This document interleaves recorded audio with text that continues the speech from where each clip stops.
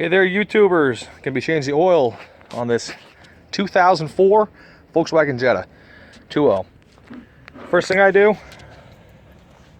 take and drive it up on the ramps, nice and safely. Put your wheel chalk behind the wheel. Safety first. You don't want to run the car for a couple of minutes. Get it up to temperature. That way all the crud, when you do pull the plug, does come out.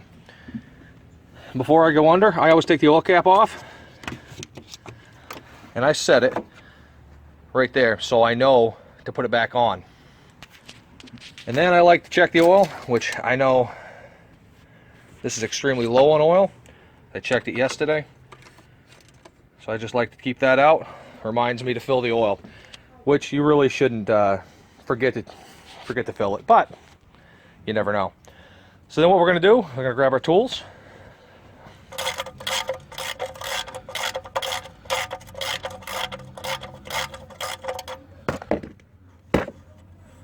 There is a gasket on the end of this. Make sure you don't lose it.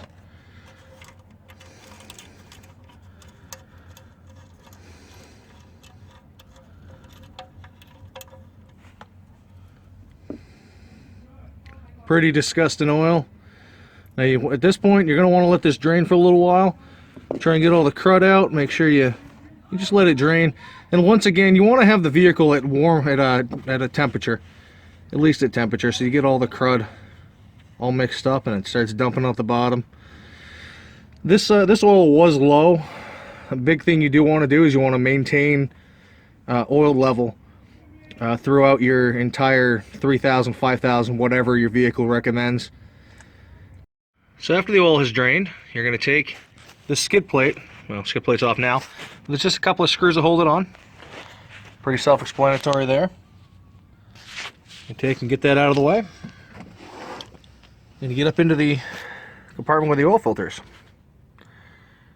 Now I use either filter wrench or filter pliers to take mine off. You're going to want to put the drain plug back in just a little bit. That way you don't have oil going all over the place.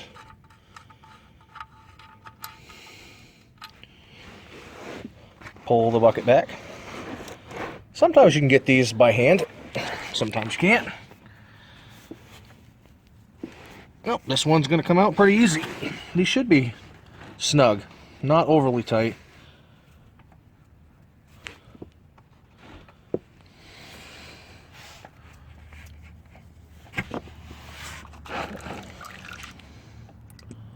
Just let it drain, that way you don't get oil all over yourself and all over the place. Just easy to crack it, let it drain.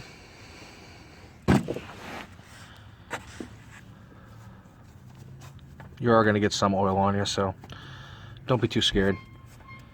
It's just oil. Comes off. Just don't get it in your eyes or your mouth. Stuff like that.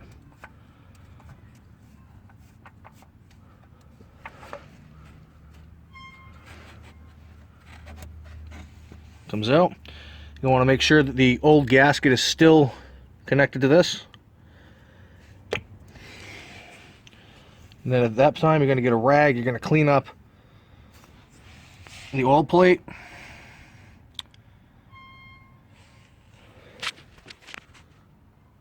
And then you're going to take your new oil filter. You're going to take a little bit of new oil.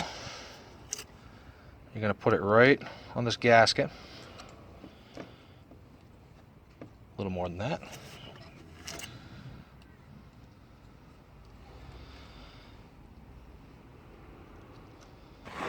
Like I said, you're going to want to wipe down right where the oil filter sits here. Get all the crap off in there because you want it to seat correctly, otherwise you'll have a leak.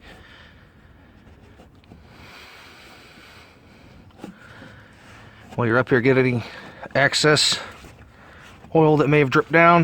That way you don't have oil dripping on the ground. Take a new filter.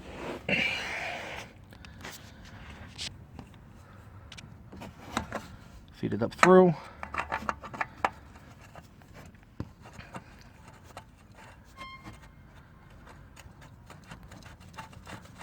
Screw it on. And you're just going to snug this. You don't want to use any tools. You don't want to warp where the oil plate is.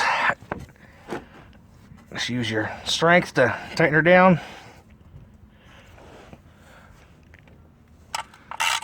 Then you're going to tighten your drain plug back up.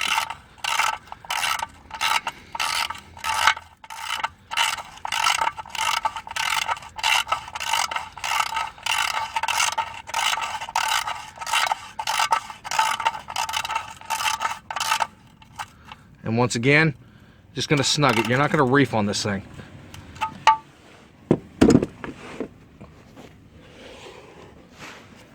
Wipe down any excess oil. And this is also a good time to look for any major problems, any leaks and stuff like that you may have going on under the vehicle. Which this one actually looks pretty good.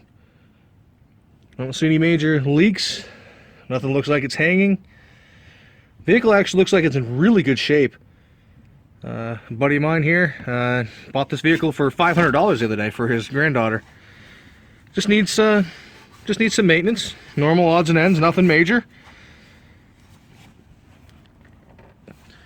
And at this point, you're going to go ahead and reinstall your skid plate. All right, now that you have tightened everything up underneath and have putting the skid plate back up, drain plug's nice and tight, oil filter's on nice and tight, you're going to go ahead and start adding oil to your vehicle.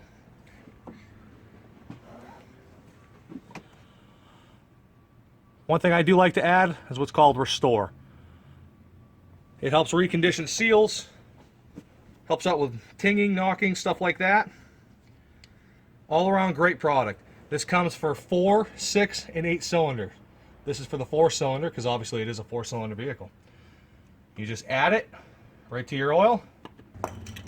Okay, once that is fully empty, you're going to start adding your oil. This customer prefers to have full synthetic, and we've got O'Reilly's full synthetic.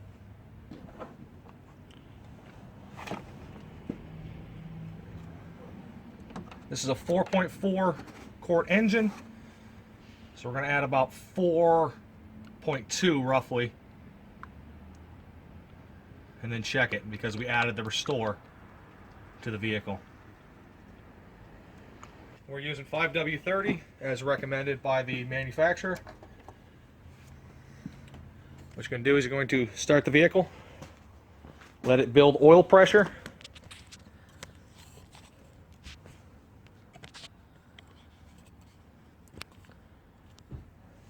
Now at this point what we're going to do is we're going to pull the wheel chock from the back of the wheel. We're going to start it, let it build oil pressure, get it on a more of a flat surface, shut the vehicle off, let it sit for a couple of minutes, and then check the oil.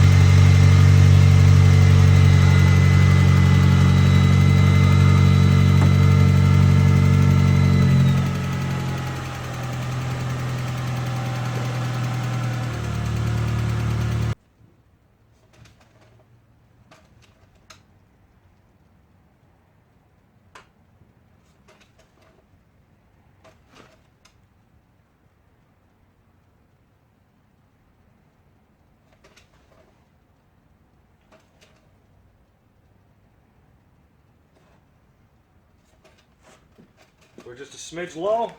Just going to add a little bit.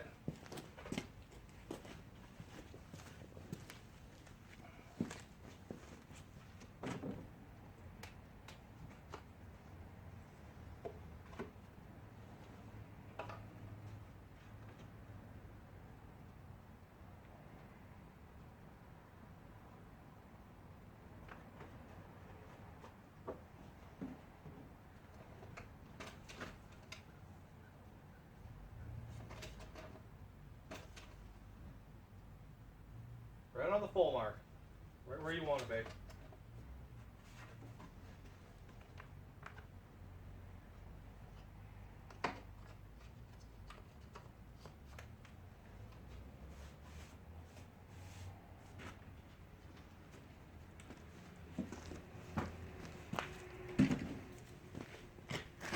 Now that you're done with the oil change, you're going to want to dispose of the oil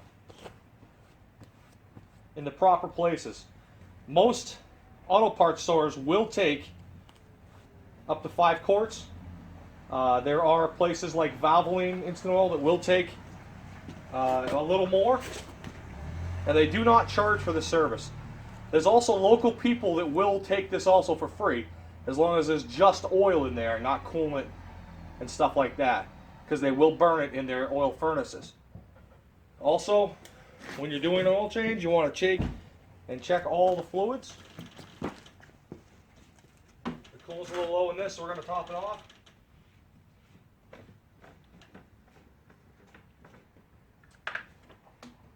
I use a universal coolant where you can mix with anything.